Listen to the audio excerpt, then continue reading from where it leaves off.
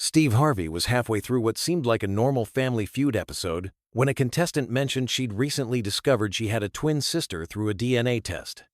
What happened next turned into one of the most emotional family reunions ever, proving that some bonds can't be broken by time, distance, or circumstances.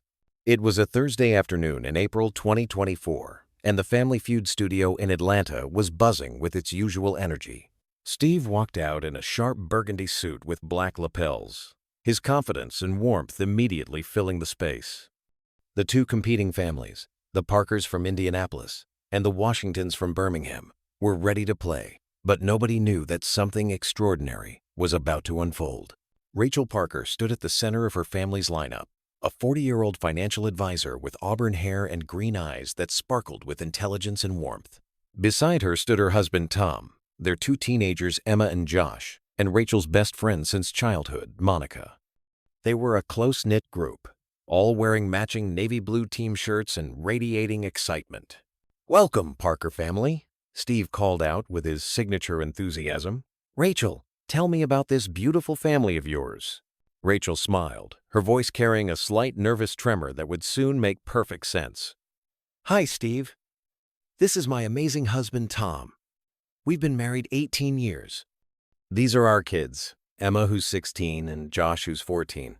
And this is Monica, my best friend, who's basically family." "That's what I like to hear," Steve said. "Now, Rachel, what do you do for a living?" "I'm a financial advisor," Rachel replied. "I help families plan for their futures, make sure they're secure." Steve nodded appreciatively. "That's important work. And what made you want to get into financial planning?" Rachel's expression shifted slightly, becoming more thoughtful. "You know, Steve, I've always been really conscious about financial security. Maybe too conscious sometimes. Tom says I'm a little obsessed with making sure we're prepared for anything." "Nothing wrong with being prepared," Steve agreed. "Tom, what do you do?" Tom, a tall man with kind eyes and prematurely gray temples, answered, "I'm a high school history teacher and baseball coach." "Teachers and coaches, some of my favorite people," Steve said warmly. "And Emma, Josh, tell me about yourselves." Emma, who looked remarkably like her mother, spoke first. "I'm a junior in high school, and I want to study genetics in college." "Genetics?" Steve's eyebrows raised. "That's pretty specific. What got you interested in that?" Emma glanced at her mother before answering. "Actually, it started with a Christmas present. I got Mom one of those DNA testing kits, to learn about our ancestry. But we discovered something way bigger than where our ancestors came from." The studio grew quieter, sensing a story. "What did you discover?" Steve asked gently. Rachel took a deep breath. "Steve, I was adopted as a baby. I've always known that. And my adoptive parents, who passed away a few years ago, were wonderful. They told me I was adopted when I was young, but the records were sealed. All they knew was that my birth mother was a young woman who couldn't keep me." Steve nodded, encouraging her to continue. "So when Emma gave me the DNA test for Christmas, I thought it would be fun to learn about my heritage. I did the test, sent it off, and honestly kind of forgot about it with all the holiday chaos. Then in January, I got the results back, and there was this close family match. Really close. Like identical twin clothes." The audience gasped softly. Steve's eyes widened. "You have a twin?" Rachel nodded, tears already forming. "I have a twin sister.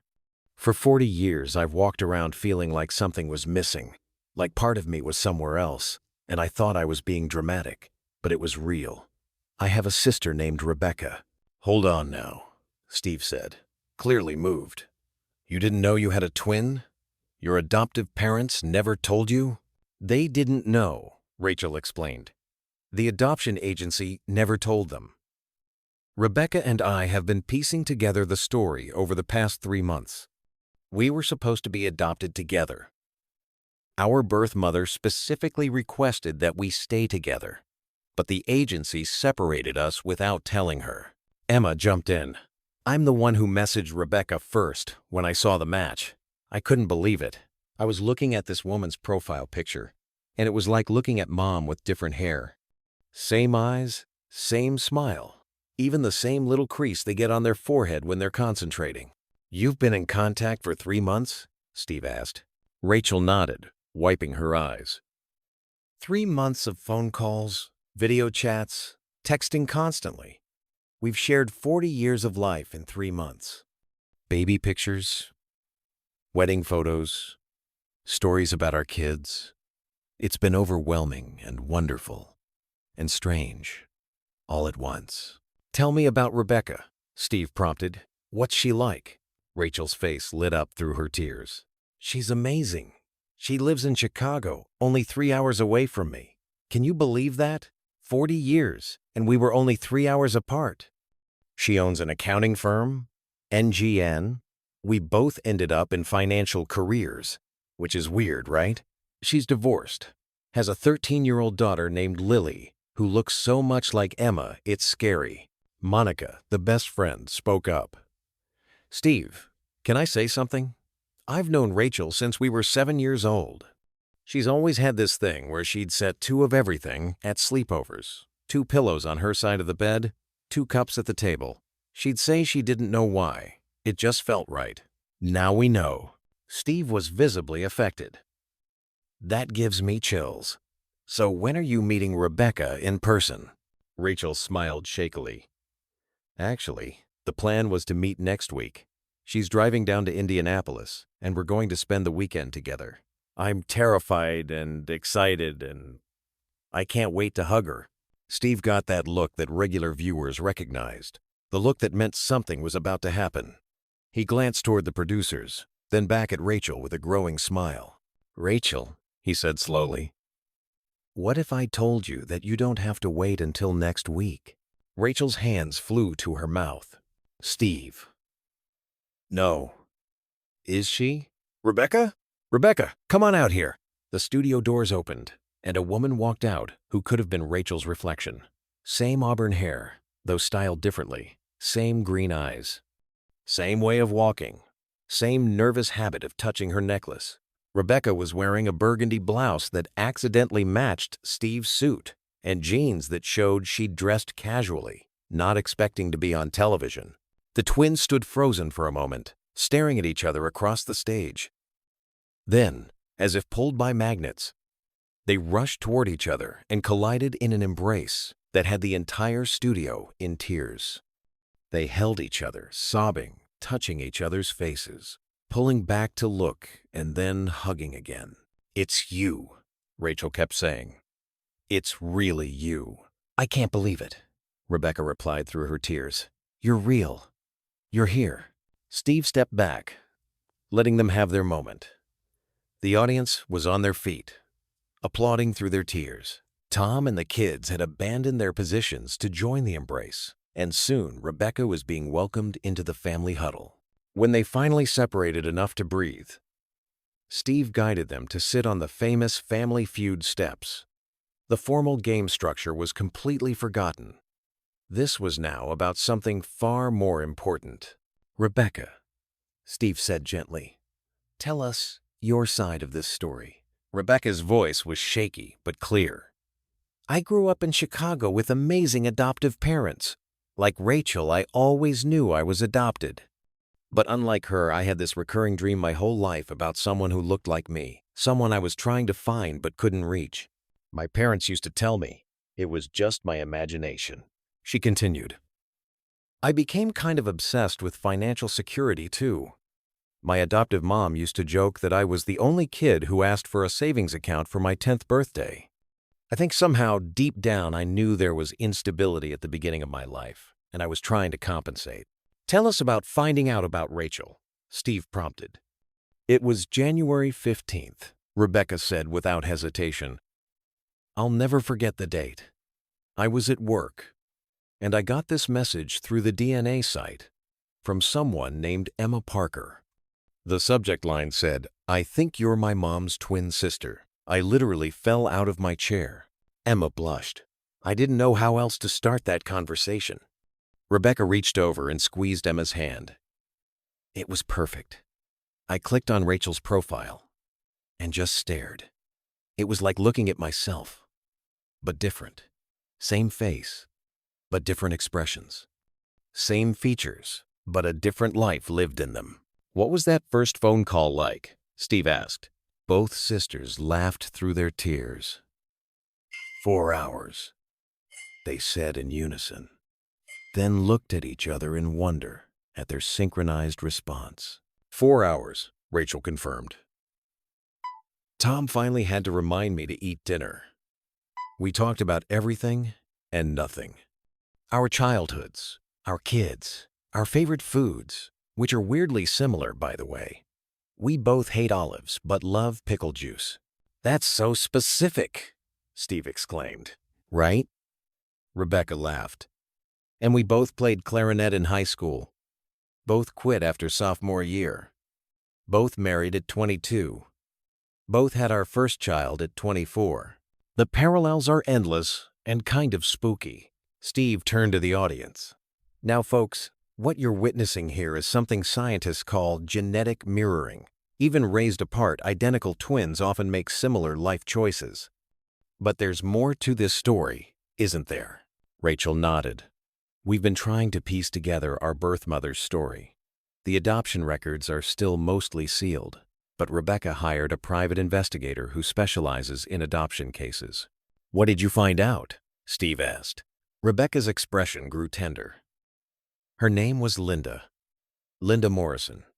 She was 24 when she had us, working 2 jobs, waiting tables during the day and cleaning offices at night.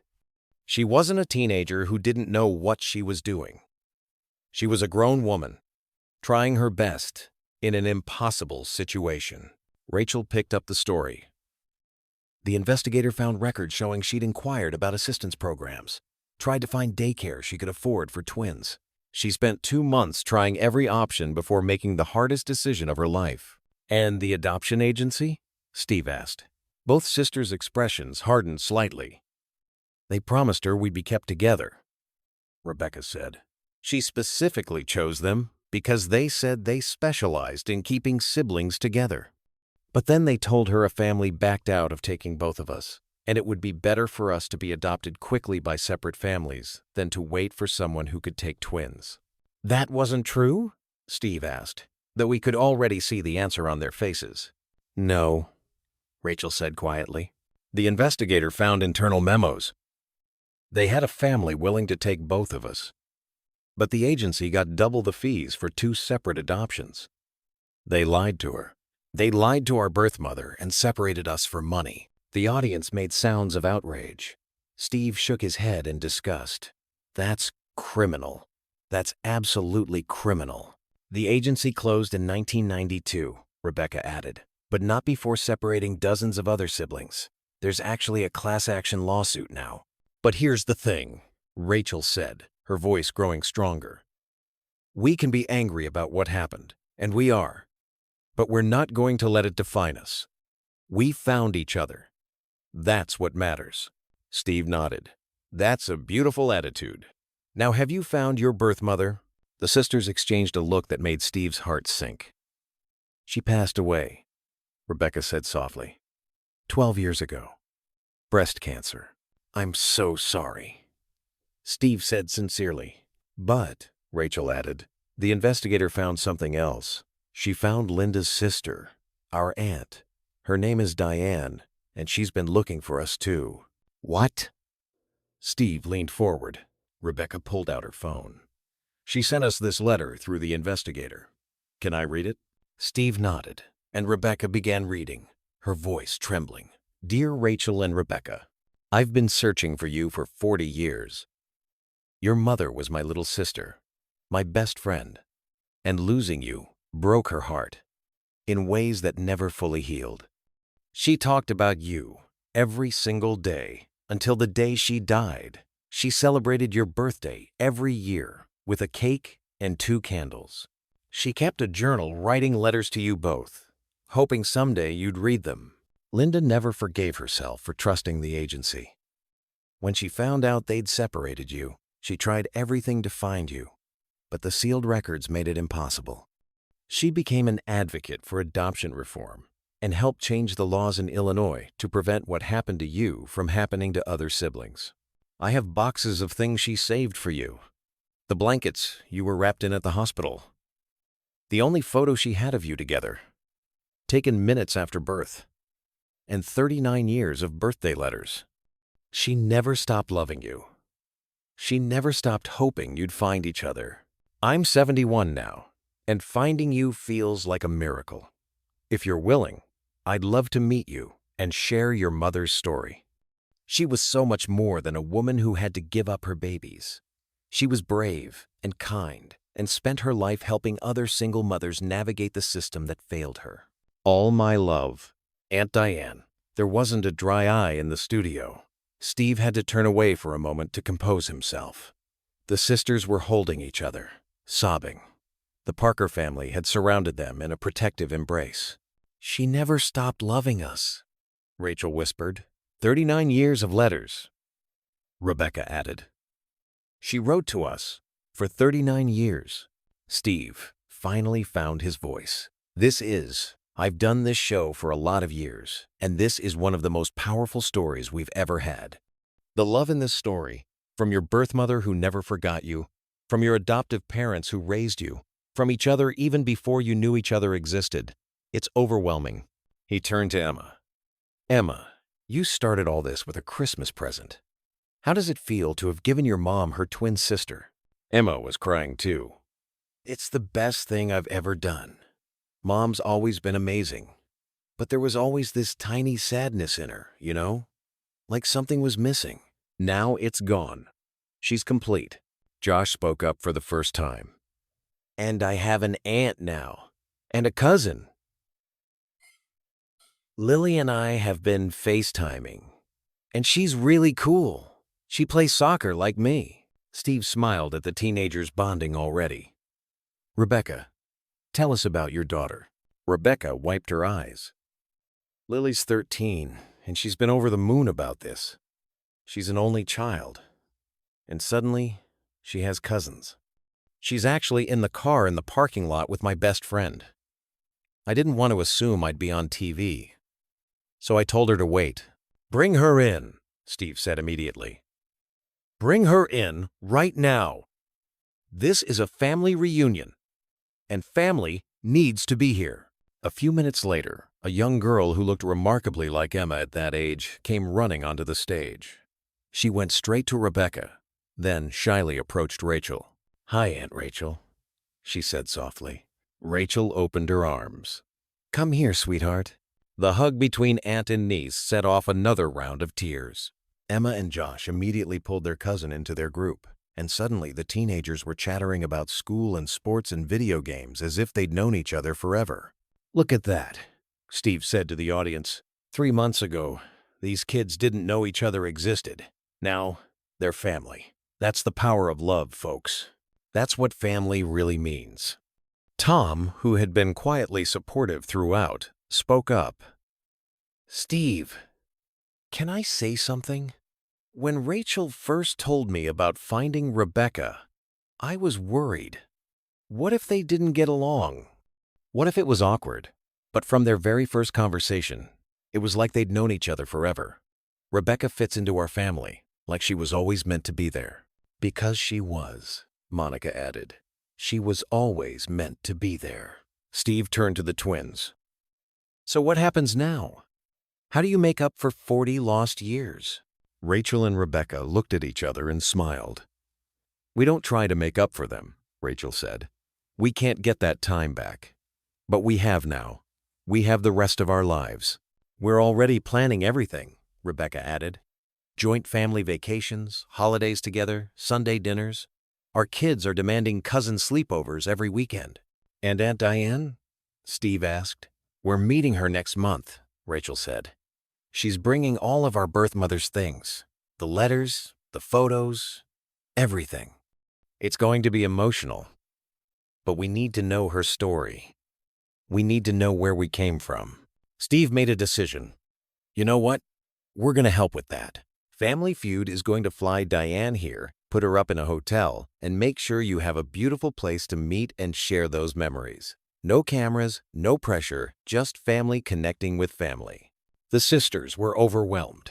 Steve, that's too much. Nothing is too much for a story like this. Steve said firmly. And there's more. We've been in touch with some adoption advocacy groups. They want to honor your birth mother's memory by creating a fund in her name, the Linda Morrison Fund for Family Preservation. It'll help birth mothers who want to keep their children but need financial support. Now everyone was crying again, including Steve.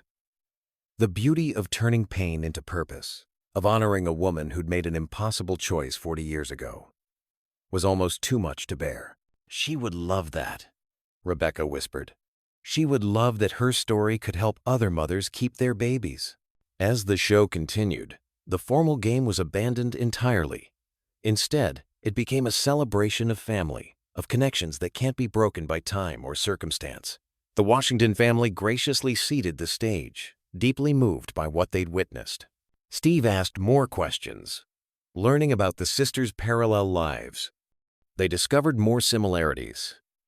Both had dogs, named Max, different breeds, same name. Both had learned to drive in red cars. Both had chosen the same wedding song, without knowing it. It's like we were living parallel lives, Rachel marveled. All these years, making similar choices, drawn to similar things. You were connected even when you didn't know it, Steve observed. That twin bond is real. Rebecca shared a story that had everyone reaching for tissues again. Last year, on our birthday, I had this overwhelming sadness. I couldn't explain it. I actually called in sick to work and just sat in my room crying. I thought I was having some kind of breakdown. Rachel gasped. April 15th last year, I was in the hospital. I had appendicitis and had emergency surgery that day. You felt your sister's pain, Steve said in wonder. From 3 hours away, not even knowing she existed, you felt it. The audience was mesmerized. This was beyond a game show moment.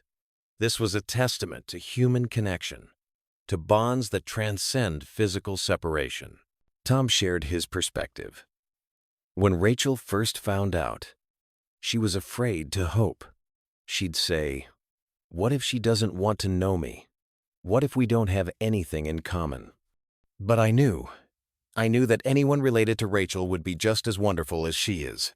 And he was right, Rebecca said, smiling at her brother-in-law. Though Rachel got the better end of the deal with Tom, my ex-husband would never have been this supportive. You're family now, Tom said simply. All of you. That's just how it is. The teenagers had bonded completely, already making plans for Lily to visit during spring break, for Emma to help her with high school preparations, for Josh to teach her his favorite video games. Aunt Rebecca, Josh said suddenly, you should move to Indianapolis. Then we could see you all the time. Rebecca laughed through fresh tears. You know what? I've actually been thinking about it. My company can operate from anywhere, and being close to family, real family. That sounds pretty perfect. Rachel grabbed her sister's hand. Really? You'd really consider moving? I've lived my whole life feeling like I was missing something, Rebecca said. Now I know what it was. It was you. It was this. Why would I stay away? Steve shook his head in amazement. In one afternoon, we've watched a family double in size. We've seen 40 years of separation end in love. We've heard about a birth mother who never forgot her babies, and an aunt who never stopped searching. This is why I do this show, folks. Not for the surveys or the crazy answers, but for moments like this. As the taping wound down, Steve made one more announcement. Both families are receiving our maximum prize package because everyone here is a winner. But more than that, we're going to follow this story.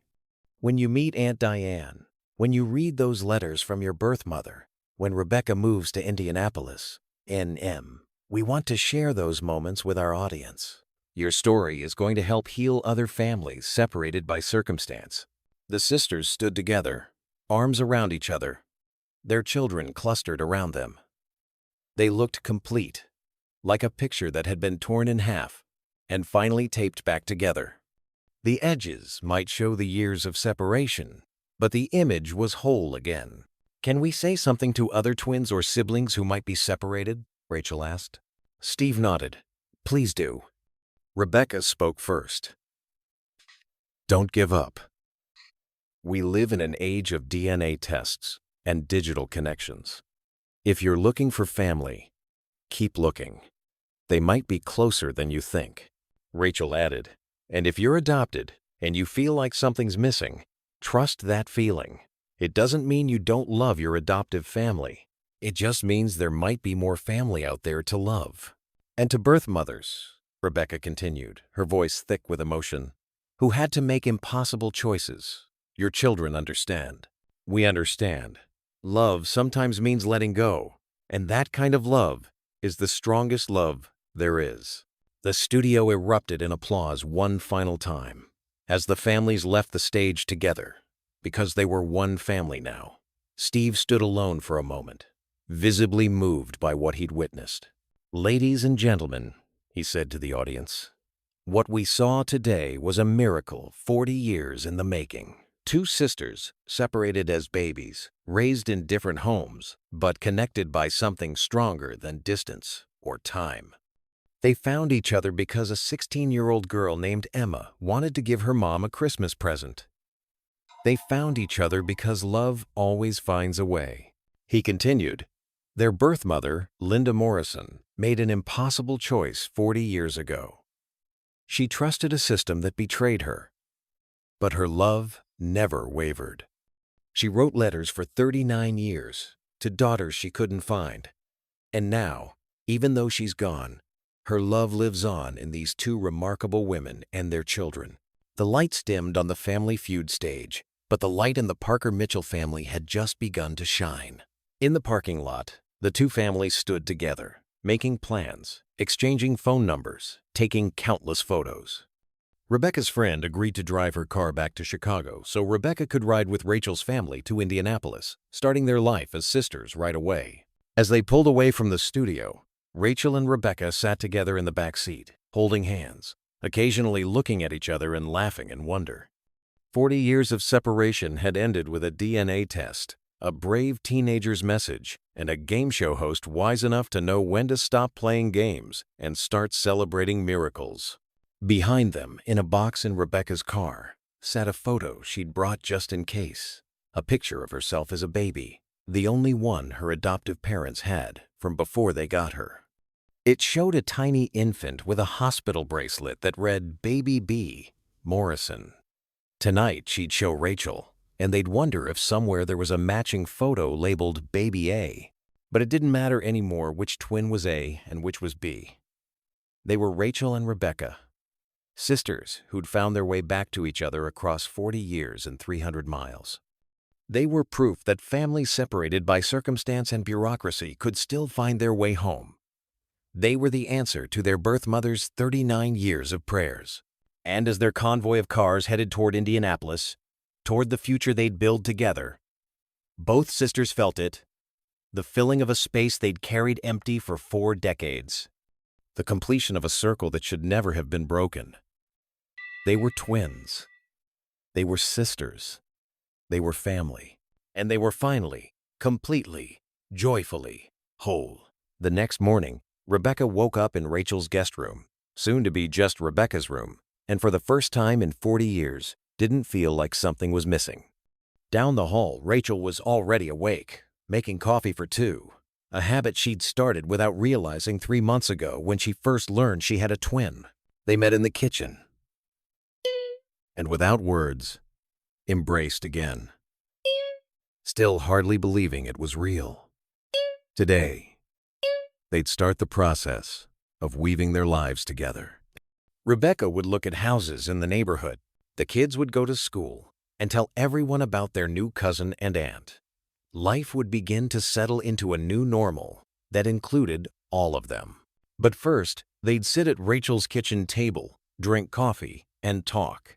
They had 40 years of conversations to catch up on, and a lifetime ahead to have them. The DNA test that Emma had given as a simple Christmas gift had unlocked a universe of love that had always existed, just waiting to be discovered. Somewhere, perhaps, Linda Morrison knew her girls had found each other. Somewhere, she was finally at peace, knowing the separation she'd fought against, cried over, and never forgave herself for, had finally been healed. Her daughters were together. Her grandchildren were cousins. Her sister would soon share her story with them. Love had won. Family had won. And in a television studio in Atlanta, on a Thursday afternoon that had started like any other, Steve Harvey had the privilege of witnessing it all. Some days, Family Feud was about funny answers and prize money. But some days, like this one, it was about the only prize that really mattered: family itself, found against all odds, cherished above all else, and finally, blessedly, miraculously complete.